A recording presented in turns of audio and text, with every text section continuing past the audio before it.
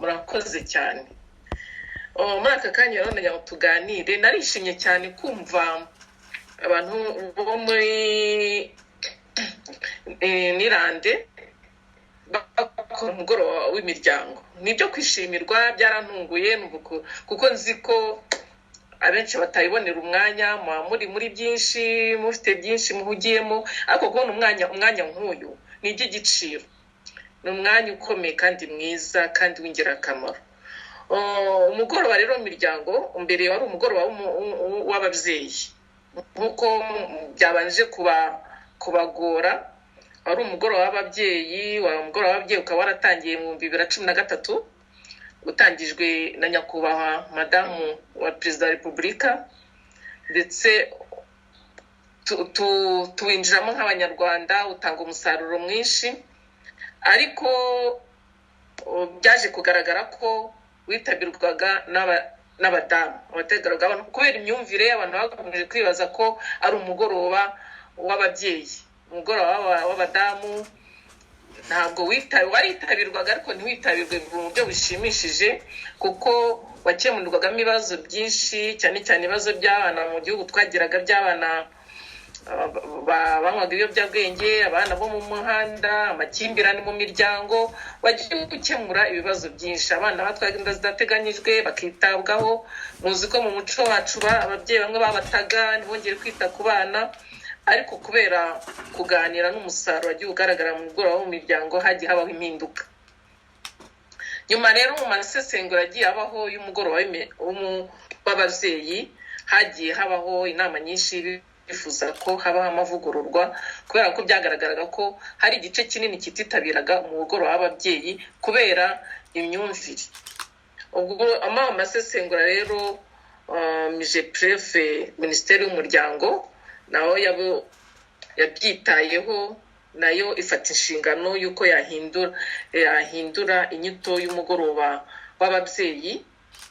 Nibwo muri uku kwezi nicyo cyane nanishimiye cyane ko byahuriranye ko mwaronshinze umugoroba w'ababyeyi, habaho n'impinduka y'umugoroba w'ababyeyi. Ubwo byari ihuriro ry'imiryango mu midugudu, n'ubusanzwe ntabwo intego yavuyeho, nibwo bahinduraga rero umugoroba w'ababyeyi ugahinduka umugoroba w'imiryango. Umugoroba w'imiryango kugira ngo imiryango, abagore, abagabo ndetse n'abana bahuremo nk'umuryango utekanye, umuryango uboneye. Murabizi ko mu gihugu cyacu muri iki gihe gifite intego y'umuryango ushoboye, ufite ubumenyi, ubuzima bwiza kandi uboneye neza, mu muryango utekanye. NFT1 kuba umuryango uteye imbere, umuryango ufite imibereho myiza, umuryango utarangwa n'amakimbirane, kandi umuryango utekanye. Umubare rero nicyo gihe n'igihugu kiratekana. Umuryango ubwo rero akaba ariyo mpamvu rero hahindutse umugoroba w'ababyeyi, ngo ugiye kuba umugoroba w'abantu bihariye, kuko umuryango muri rusange. Ubwo rero kwisanisa umuryango ni iki, umugoroba w'umuryango ni iki, urebye ntacyo bitandukanye cyane. Umuryango ni ihuriro ry'imiryango ituye mu mudugudu. Ubwo iwanyu ubwo ni mu karere kanyu, imiryango ituyemo, kugira ngo mubashe kungurana ibitekerezo, gukumira ihohoterwa, kurushaho kwiteza imbere no kunoza imibanire y'iyo miryango, gukumira amakimbirane mu miryango, kunoza uburere bw'abana, cyane cyane urubyiruko, no kugira imibereho myiza.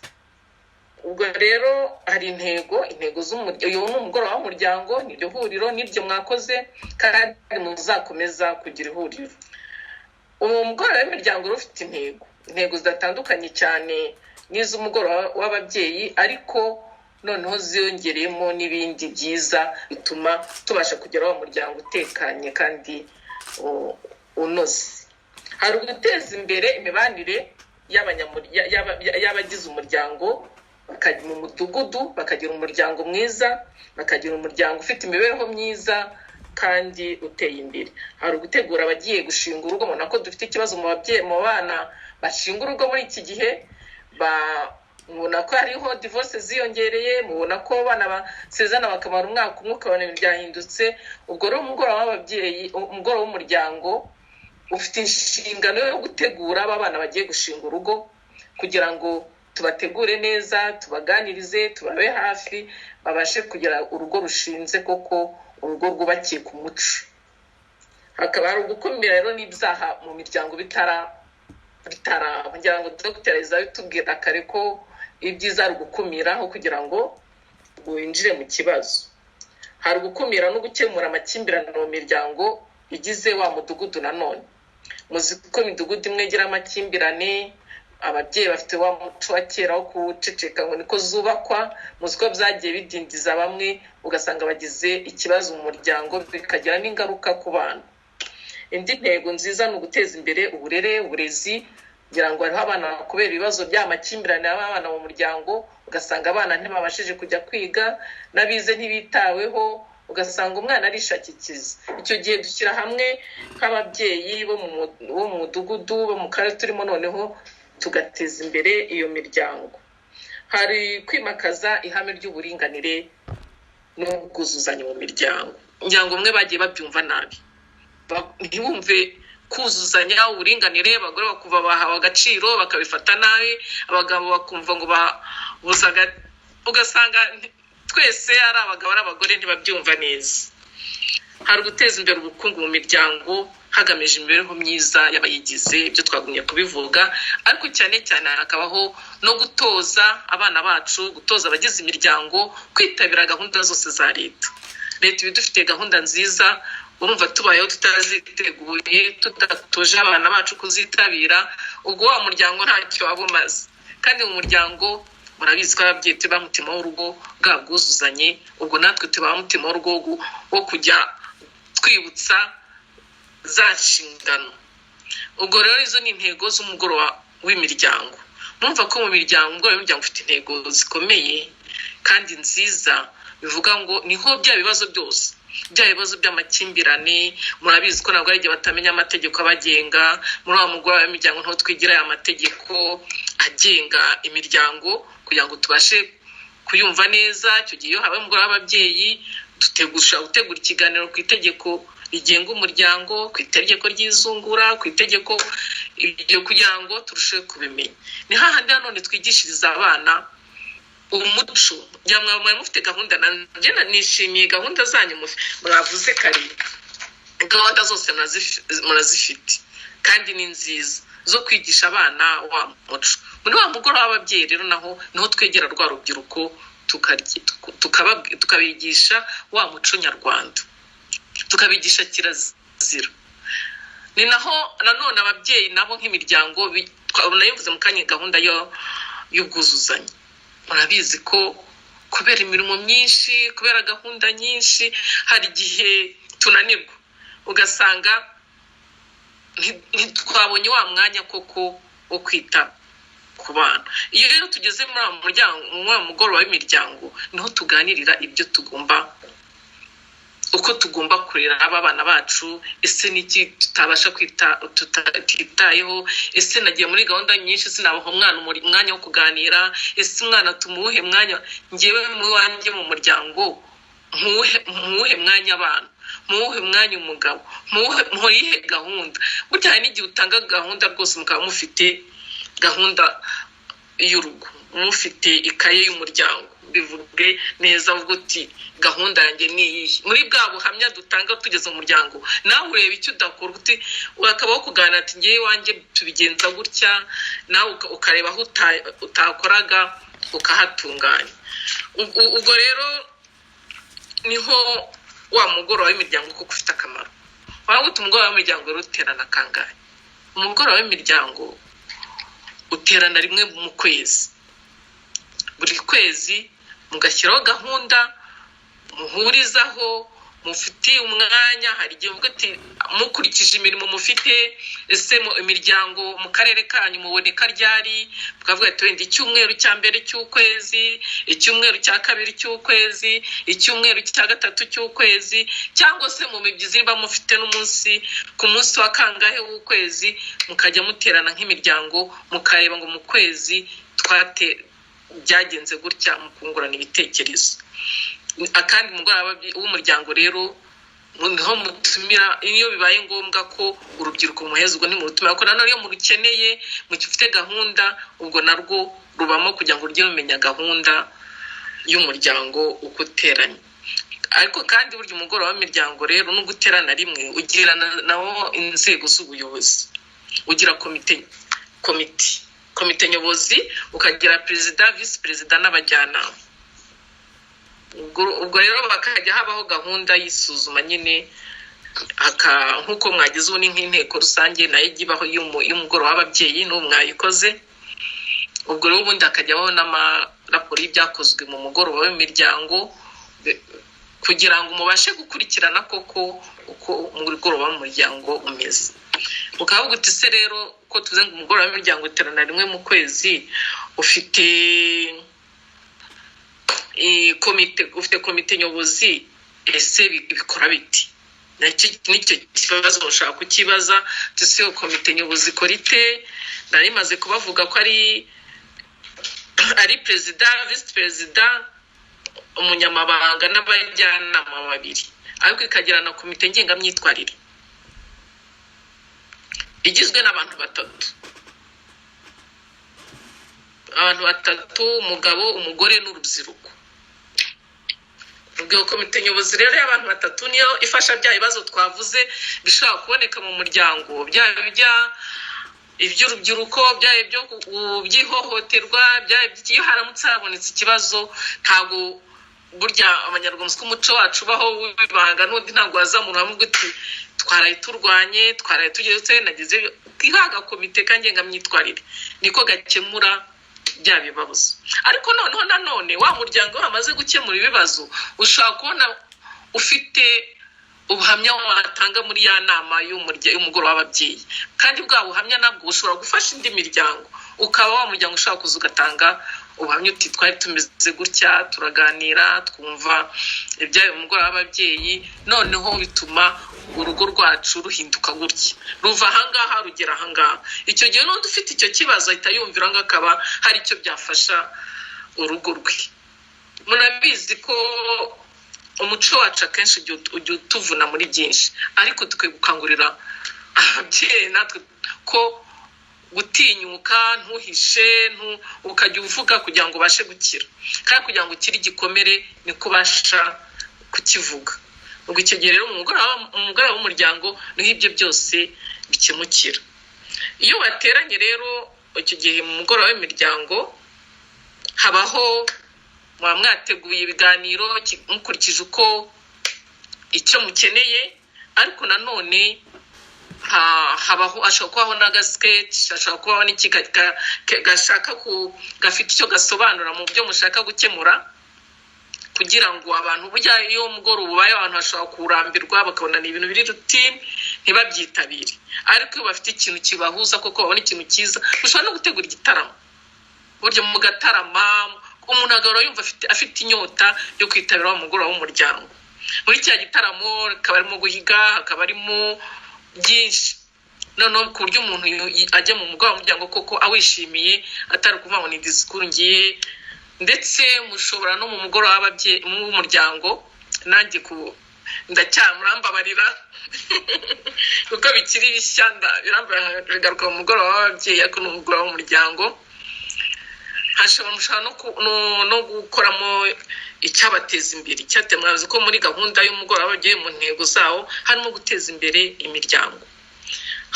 Hajya habamo mushobora no gukora ni ikimina, babyita ikimina, mushaka ku rwego muriho mushaka gukora n'ikirenze ikimina, yaba koperative yaba iki kibahuza giteza imbere ya miryango.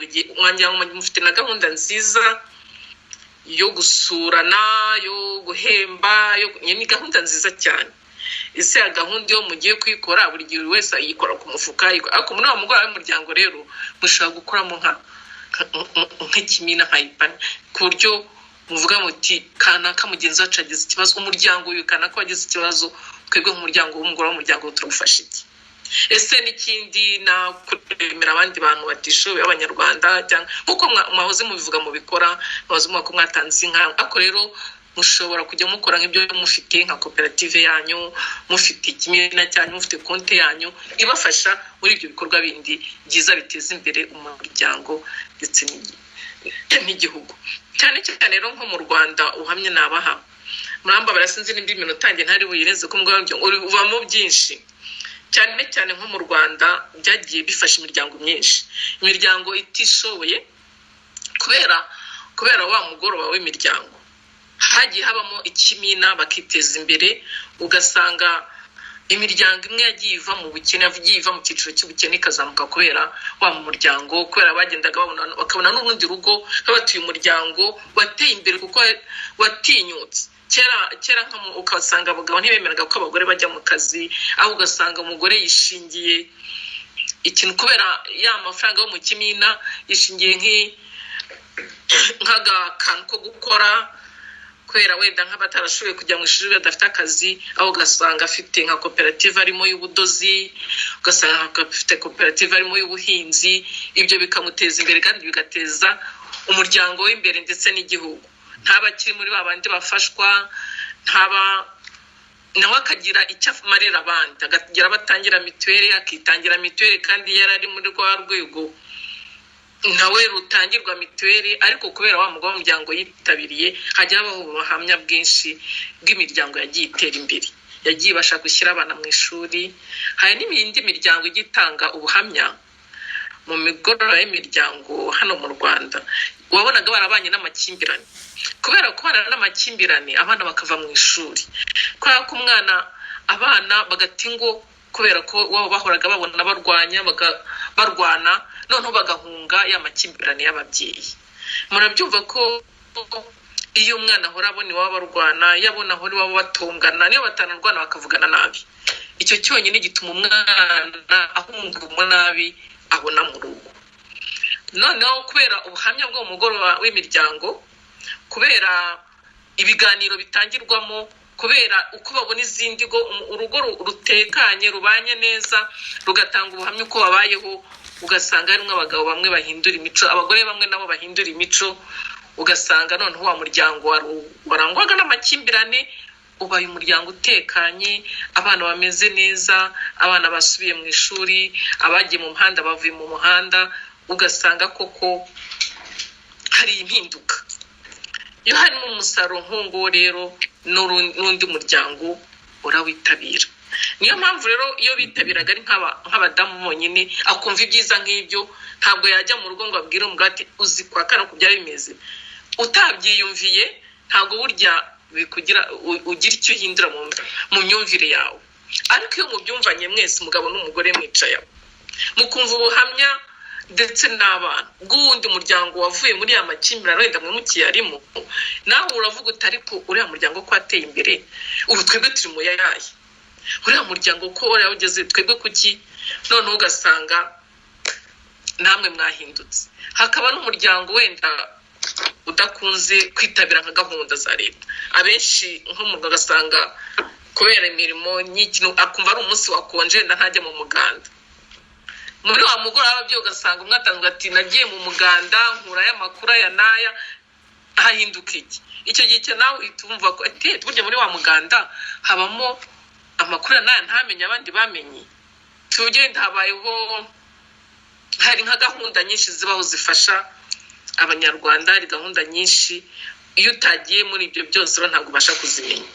Ubwo rero mumva ko umugoroba uterana umugoroba w'imiryango habamo ibintu byinshi byiza.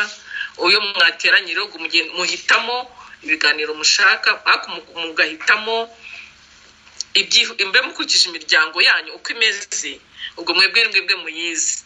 Ubwo njye ntabwo namenya ko nagiye nkukiza byinshi tubona hano iwacu, ariko ubwo muzi ibibazo bikomeye mufite, cyane cyane iby'urubyiruko. Kugira ngo urubyiruko ahanini ni hose, ni kimwe hose urubyiruko dufite ibibazo bimwe. Umugoroba w'umuryango rero ufite uruhare runini rwo guhindura imyumvire y'urubyiruko rwacu, cyane cyane bakamenya umuco nyarwanda, cyane cyane bakamenya igihugu cyabo. Cyane abanyu rero bakwiye kumenya neza uko igihugu cyabo kimeze, bakagikunda, bakakitangira. Ngira ngo ni byiza cyane kugumya kubaganiriza kugira ngo barusheho kukimenya, bamenye ikinyarwanda, bamenye imigani. Namvise imivugo myiza numva birashimishije cyane, uriya muvugo nawe wishimye ndamushimye cyane batwakiriye. Ubwo urumva kera urubyiruko rwacu no tukazamenya kugira menya imivugo nk'iyo, ariko cyane cyane rugakunda guteza imbere umuryango, kuko ugateza imbere n'igihugu cyawe, ukora ibishoboka byose kugira ngo twungurane ibitekerezo byateza imbere umuryango ndetse n'igihugu cyacu, birimo cyane cyane gukunda n'igihugu, kuko utakunze igihugu ntabwo wamenya n'icyagiteza imbere. Ubwo muri make kuko umugoroba w'umuryango uterana n'ibyo baganira, ubwo na za komite nyobozi nayo ikurikirana ibyo bikorwa, igategura umugoroba w'ababyeyi, igategura wa munsi. Ubwo na nyuma w'umuryango utangiye abasha guterana, bakabaza ibibazo, ufite ibibazo akakibaza, ufite n'ikindi gitekerezo ati wenda ubutaha twaziga kuri iki, akaba ari cyo muzaheraho bitewe n'icyo abitabira umugoroba w'umuryango bifuje. Muri make rero umugoroba w'imiryango ni uguterana. Hano umaze gutera imbere cyane, umaze kugira impinduka nyinshi mu miryango, cyane cyane muri ya gahunda y'ubwuzuzanye. Muzi ko bwa mbere byagiye bigorana cyane kubyumva, bati reka Kagame yaduteje abagore, ariko ubu ngubu noneho bose bumvise ko ari kuzuzanya ni ngombwa. Ergo ubwuzuzanye buri wese aba afite icyo arusha undi, buri wese afite icyo ashoboye n'undi atagishoboye, muhura mwese ugomba kumva ko hari icyo wamufasha adashoboye, kandi ukumva ko nta muntu ahejwe. Muzi ko umuco wacu ari imirimo yemerewe abagore, indi yemereye abagabo. Nk'umugore akaba umugore mu rugo koko, kandi ntagire umurimo wumva ko atakora, wumva ko atari umugore, ariko kandi akamenya inshingano nk'umubyeyi, akamenya inshingano ze nk'umugore, akamenya ko inshingano zose, ntamenye kuvuga ngo umwana w'umukobwa akora byose, umwana w'umuhungu akora byose, ariko kandi akamenya ko inshingano ze. Umugabo nawe agomba kumenya ko ari umugabo mu rugo, akamenya inshingano z'umugabo mu rugo, ariko kandi n'ibindi ntiyumve ko hari ibyo ahejwemo, ntiyumve ko hari ibyo umugore atakora. Cyane cyane nko mu Rwanda aho tujyana ikibazo y'abagore, akenshi babaye nk'abayobozi, bahawe inshingano, ugasanga umugabo wenda yagize ikibazo cya complexe cy'iki n'umugore akumva, ariko ubu ngubu aho bigeze umuntu yumva ko waba umuyobozi, waba icyo uri mu rugo nyine umenyeshe ubu umugore mu rugo, umugabo nawe akaba umugabo mu rugo, ariko kandi munuzuzanya. Abana nabo bakaba abana mu rugo, abana baganira n'ababyeyi, abana mbega byose bafatanya muri byose. Mwebwe byo gufatanya byo ntabwo bibagora cyane, kuko nibwo buzima mubabo twebwe ariko wenda n'umuco ushobora kuzamo kakazamo kukumva, nubwo muri ahantu habemera ko mukora akumuco nikabura akuco nikabura. Kuzuzanya rero ni ngombwa, kuzuzanya abana, abapapa n'ababyeyi, tugomba kuba ababyeyi tukuzuzanya tukaba ababyeyi. Wa mugabo w'umuryango rero kizadufasha kumva ko guhindura imyumvire, cyane cyane umuco wacu ni mwiza, ariko hari ibyiza tuguma koko tugafata tugakomeraho, ariko hari n'ibindi tuvugurura. Ntabwo dufite umuco mubi, ariko umuco wacu uravugururwa, tukagira ibyo twongeramo ibyiza, tukarushaho kubigira byiza, ibidatunganye nabyo kandi tukabitunganya. Hanyuma byose bigenda bivugururwa, ubwo tukumva ko umutegarugori koko agomba kuba umutegarugori, kandi umutegarugori uteye imbere, nawe akumva ko agomba kugira uruhare mu guteza imbere umuryango, mu guteza imbere urugo, mukagira uruhare nawe mu gukora icyateza, uko ibishoboka byose kubyo agomba guteza imbere urugo. Niyo mpamvu atagomba guhezwa mu bucuruzi, atagomba guhezwa mu mirimo yose. Ngira ngo ubona ko kuri iki gihe tugezemo abaterwa bari mu mirimo yose, yaba iy'ubwubatsi, yaba iy'ubuhinzi, yaba iy'ubuganga, yaba dufite hose. Rero tugomba kongera umubare w'abategarugori mu gukora ibyo byose, ariko cyane cyane turera rwa rubyiruko rwacu tukarurinda ibiyobyabwenge, tukarurinda, kuko nibyo bituma nibyo byose batabigeramo. umugoroba w'umuryango rero twibande cyane kuri rwa rubyiruko rwacu, ejo heza hacu, nibo bagenda barimbe, bagenda baza natwe tuvamo. Ubwo rero turutoze cyane cyane ruve mu biyobyabwenge, rwite koko rukurikira umurongo ababyeyi baruha. Ubwo aho ngaho ntitwashobora wa mugoroba wacu koko uzaba ugeze ku ntego z'igihugu cyacu. Sinzi nimba ntarengeje, nisara mbabarira, ariko ndasoza mbashima cyane kuri gahunda nziza mwafashe y'umugoroba w'imiryango yo guhuza abantu, guhuza abanyarwanda. Mutegere igihugu ariko n'ubundi kubera ikoranabuhanga murakurikira.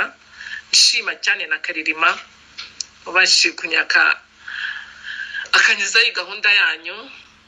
Ndabashima cyane, ndabashima ubuyobozi bwanyu, ndabashima n'ukuri. Kandi uyu mugoroba wanyu uzagira akamaro, ndetse na diaspora yose y'igihugu nayo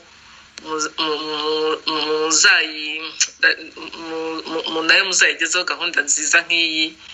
Kuko uyu mugoroba araho nigeze kujya rimwe tuganira n'abantu bavuga ariko niki cyakorwa kugira ngo urubyiruko rukurira muri iki gihugu, nari muri Amerika ngira ngo rukura muri iki gihugu rumenye gahunda nziza. Mwaruhuriza mute ku buryo rwajya rumenya gahunda nziza z'urubyiruko bigakumira urubyiruko? Harimo abana benshi baza cyangwa bajya mu muco bakaba abanyamahanga ntibamenye ko ari Abanyarwanda.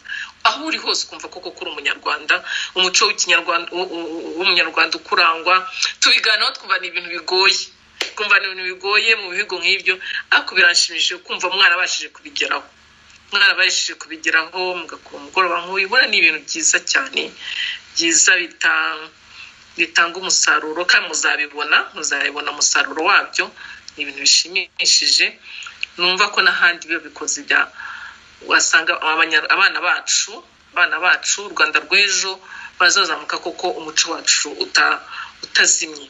Yagiye biba ngombwa ubona ko ugira impungenge yuko ari igihe tuzagera mugasanga umuco wacu ntabwo urubyiruko ruzi cyane. Ariko twebwe ababyeyi nitwe dufite uruhare rwo kutazatuma umuco wacu ucika.